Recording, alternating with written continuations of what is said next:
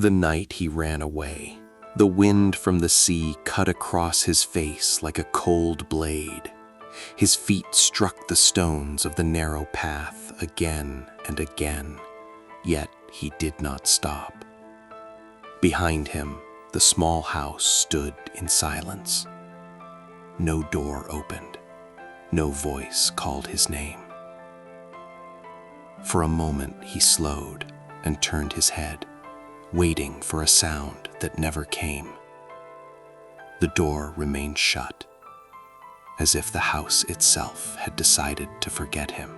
Once, that place had been a home, before sorrow entered like a slow shadow, before his father's voice disappeared from the rooms forever. After the funeral, the walls seemed to shrink and the air grew heavy. Her stepmother no longer spoke with patience.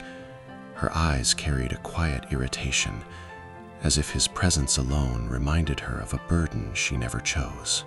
At first, the cruelty came in small ways that others would hardly notice. A bowl that held less food than before, chores that stretched longer into the burning afternoon, nights where the boy lay awake listening to others eat while hunger twisted inside him. He said little. Children who lose everything early often learn how to survive by becoming silent. But silence does not always protect the weak. With time, the woman's frustration grew sharper. Every broken tool, every spilled bucket, every small mistake became proof in her eyes that the boy brought misfortune wherever he stood. Her words struck harder than any stick. "You are nothing but trouble," she once said while sweeping the floor with angry strokes. "Even the ground beneath your feet would be better without you." The boy lowered his eyes. He did not argue. Explaining himself had never helped before. The village saw pieces of this life, but never the whole of it. A few neighbors noticed the tired look in his eyes. An old fisherman once pressed a piece of bread into the boy's hand and said quietly, "Be patient. The night is long, but dawn always finds its way." The boy held those words like a small candle in a dark room. Still, patience grows heavy when carried by a child. Days became weeks, weeks became months. The house felt colder each season, even during summer. Even the dog in the yard stopped wagging its tail when he approached, as if it could sense the tension that hung in the air. Then one afternoon, the sun burned high above the village, and a clay jar shattered near the doorway. Perhaps it slipped from tired hands. Perhaps it had already been cracked. No one could say. But his stepmother did not ask. Her anger burst like sudden thunder. "You destroy everything you touch," she shouted, her voice echoing through the yard. "Why are you even here?" The boy stood still as the storm passed over him. His hands trembled, but he did not speak. Something fragile inside him finally gave way.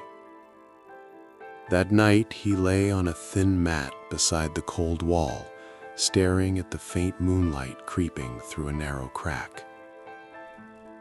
The house was quiet, except for distant breathing from the other room. He wondered how a place could be full of people, yet empty of kindness. Before dawn arrived, he rose slowly. He took nothing with him. No bread, no blanket, only the worn shirt on his back. He stepped outside and closed the door gently, careful not to make a sound. Then he began walking toward the distant voice of the sea. The road stretched long and lonely. The village faded behind him, its crooked roofs swallowed by morning mist. His stomach soon reminded him that he had eaten nothing. Still he walked, guided only by the steady roar of waves in the distance. By midday, the cliffs appeared, dark shapes against the endless water. The sea spread wide and restless before him.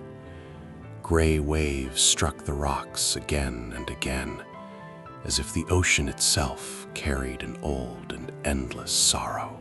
The boy wandered along the shore with slow, uncertain steps. Fishermen passed him, pulling heavy nets, their faces weathered by sun and salt. Some glanced at him briefly but said nothing.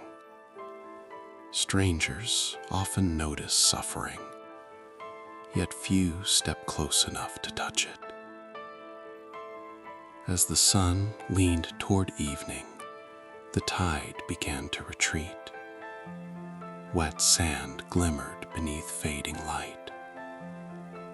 The wind pushed harder now, filling the air with the taste of salt. While moving carefully between the rocks, the boy noticed something unusual, a narrow opening hidden behind hanging stone. At first, he thought it was only a shadow, but curiosity, the quiet companion of the lonely, pulled him closer. He slipped through the opening. Inside, the air was cool and still. The cave stretched deeper than it appeared from outside. Thin beams of light slipped through cracks above, revealing objects scattered across the ground. Old ropes, broken wooden crates, rusted hooks, and tools forgotten by time. It looked as though someone had once used the place long ago. The boy stepped carefully, his footsteps echoing softly in the hollow darkness. In one corner, he discovered a small lantern covered with dust.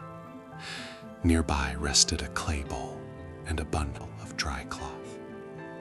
There was no treasure, no shining gold. Yet to the boy, it felt like the first open door he had seen in a long time. That evening, he cleaned the lantern and lit it with a small flame borrowed from a fisherman's fire outside. The cave filled with a soft, trembling glow. For the first time in many nights, he slept without fear that angry footsteps would wake him. Days slowly became weeks. The cave became his shelter against the world. He gathered driftwood for warmth and learned to help fishermen pull their heavy nets in exchange for scraps of fish. Some ignored him, but others began to notice the quiet boy who worked harder than many grown men. Life remained harsh. Storms sometimes crashed against the cliffs with terrifying force. Rainwater flooded the cave floor. Hunger still visited him more often than comfort. Yet something inside him began to change. The bitterness he carried from the village slowly softened, like salt dissolving in water. Hardship did not turn him cruel. Instead, it taught him to see suffering in others. One evening, he found a wounded seabird tangled in fishing line and carefully freed it. Another day, he helped an old fisherman mend torn nets while the man's trembling hand struggled with the knots. Small acts, quiet moments, but they slowly built a different kind of life. Years passed the way waves passed, steady and patient. The boy grew taller, stronger. The wind and sun carved quiet confidence into his face. People from nearby villages came to know him not as the runaway orphan, but as the young man who worked honestly and helped others without asking for reward. He still lived beside the cave. It had never been a palace. Its walls were rough, its nights were cold. Yet it had become the place where a broken boy slowly rebuilt himself. Far away, the house he once fled had grown silent. His stepmother aged inside rooms filled with memories she could not escape. Anger had long ago burned itself out, leaving only regret behind. But the boy did not return to seek apologies. Some doors, once closed, remain closed forever. One quiet evening, many years later, he stood at the mouth of the cave, watching the sun sink slowly into the sea. The sky burned with deep gold and fading red before surrendering to darkness. The waves whispered against the rocks, just as they had on the night he arrived. He thought about the frightened child who would once run along this shore with empty hands and a heart full of fear. What if he had stayed in that house? Perhaps his spirit would have dried and cracked beneath constant cruelty. Perhaps anger would have grown inside him until he became as harsh as the world that raised him. Instead, suffering had led him somewhere unexpected. The cave had not given him riches. It had given him something quieter, something harder to see. A place where a lonely child learned that even when the world closes every door, the human heart still chooses what kind of person it will become. If this story meant something to you, subscribe. The next story might mean even more.